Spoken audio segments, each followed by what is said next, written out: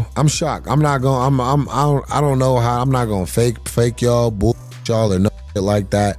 Like I got a call Friday, right?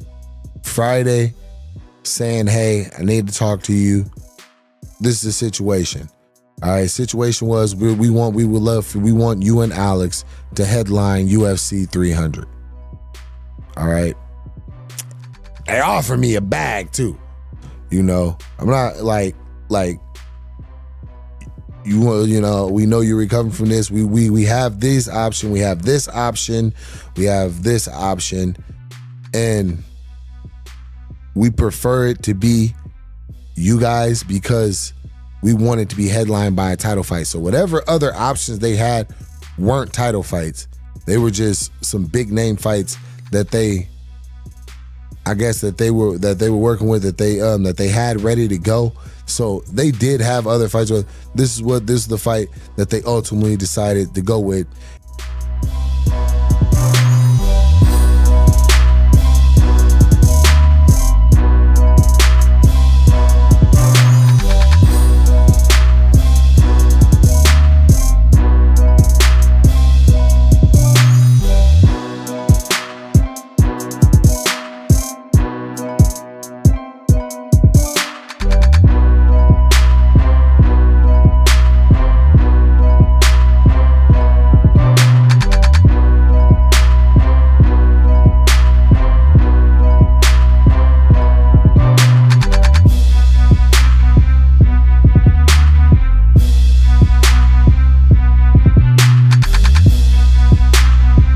Just not barely, he whooped Henry, but Henry's like 42 or something. He looked horrible. I would have knocked Henry out 4 times that fight. And then Ilia goes out there and knocks out Volk, the greatest featherweight of all time, in round 2 in a beautiful performance. And I'm calling him out, and then I'm getting shit from the MMA fans saying, "Oh, you're ducking Merab." I'm like, I'm trying to call out like a fight that I feel is like exciting. That's like, holy shit. But I got a lot of pushback on it. I don't know if people actually want me to fight Merab as much as they just hate the confidence that I have that I'll go out there and knock out Ilia. But I decided, I've said what I needed to say. I've sent my message to to Ilia. If Merab's next, Merab's next. UFC heads back to Mexico this Saturday, and we have 2 kick-ass fights to look forward to. Brian Ortega fights Yair Rodriguez in the co-main event, while in the main event, former champion Brandon Moreno fights Brandon Royval. UFC Mexico City main card action starts on Saturday, February 24th at 10 p.m. Eastern and 7 p.m. Pacific time, and you can watch it live on ESPN+. If you have not already signed up for ESPN+, you can do so by clicking the first link in the description.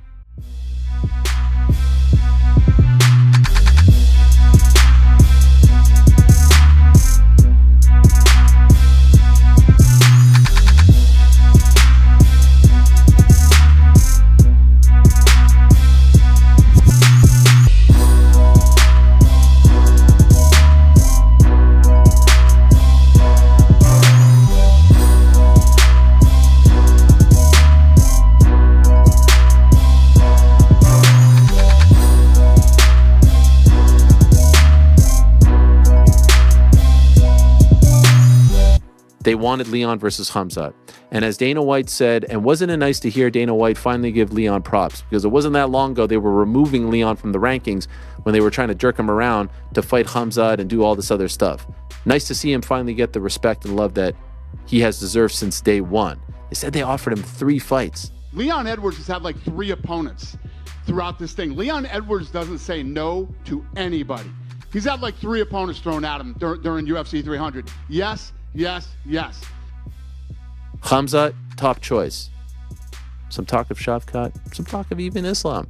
He said yes to all of them. Never specifically said the names, but trust me on this one. Amazingly, Belal not one of them. Now, I believe this is what I believe. If they didn't need a main event, they would have had Belal and Leon as like the 2nd or 3rd title fight. If it was, 301, 302, 303, then Leon Belal. And I expect the next title fight for Leon to still probably be Belal. But man, what an indictment on how they feel about the guy. Not one phone call, and there he is in the front row on Saturday going 300, give me a call, when at that point it's already done. I don't know how you process that. That's tough. As I've said from the beginning, he deserves it more than Shavkat. He deserves it more than Khamzat. I get the Islam thing, even though no strong desire for it, but fine. Islam did it twice against Volk. He could deserve that honor too, I suppose. Should be Belal next. Didn't call him? What the hell? That's tough. But as I said, the top choice was Khamzat. Can't get in the country. I don't know how they fix this. I don't know how you give Khamzat a title shot, because he could very likely win that knowing he can't get in the country.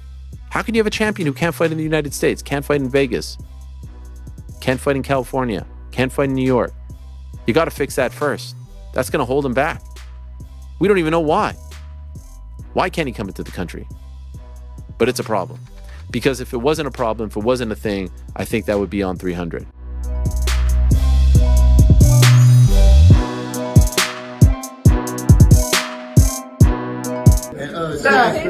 You gonna feel it. Chat. He gonna feel it. Oh, shit.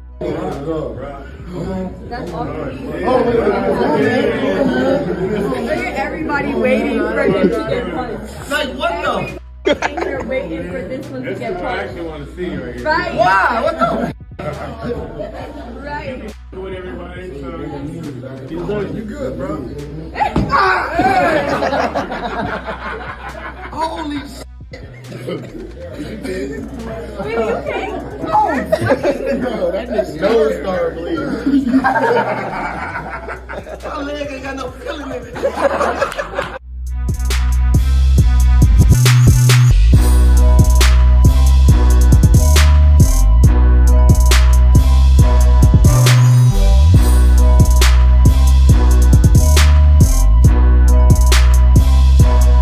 You said before you walk out, you have a little cry in the locker room. Every time. What is this all about? Every time. What do you mean cry?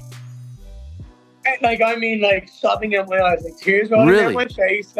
It's weird. So like, I spar backstage to get me ready, like, because I need to react. So I pulled in Danny Rodriguez for this fight, D-Rod. He was in my corner. He was someone who helped me for this fight. He's a big, strong left hand in the southpaw. And I was like, just try cracking with that left hand repeatedly. And my biggest weapon's in my eyes. So for me to react and move and find the ways to move around his shots is what sets me up. And as soon as I'm finished and I'm done my warm-up, I leave myself about 20 minutes to just calm the body down, let the body relax. I put on all my gear, my headphones, my music, whatever it is, my jacket, put my hood up. I get down on all fours. I put my hands on my head. I put my forehead to the ground. And I swear to God, Errol, it's like that, like instant tears. It's being grateful for the journey I'm on. It's grateful for the abilities that I have, for the people that aren't here, for the people I wish were with me sharing the journey. There's so much for every bit of adversity I've gone through, for all the people that have been by my side for this camp. It just starts through the day. I feel myself getting more emotional and more emotional and more emotional. The truth is, I cry my eyes out. I thank God for everything that I've been blessed with, my family, my health, my wife, my child, my team. I ask for his strength, his guidance, his speed, his ability, and to protect me. And then I stand up. I listen to some Hosier take me to church, a nice Irish musician. Every time it just brings me to tears. And the truth is, I feel like it's like a relief. My wife told me about a study that was done recently. I think it was done on Olympic athletes. Do not quote me on this. This is, I don't know, reiterating the words of someone far more intelligent than myself. But she told me that there was a study done on Olympic athletes where people who were emotional and cried prior to their event and people that held it back, the people who let go of all of those emotions achieved or had 100% better success rate, because you're not holding on to anything, you're free. And for me, it's natural, it's instinctual, it's emotional. I don't force it, I don't make it happen, it just naturally comes. And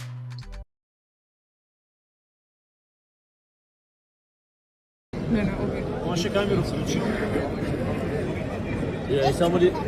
Chris, I think you got to jump in. बस live fit पे दे दो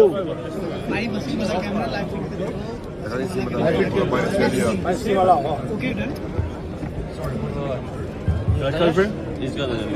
What are we doing?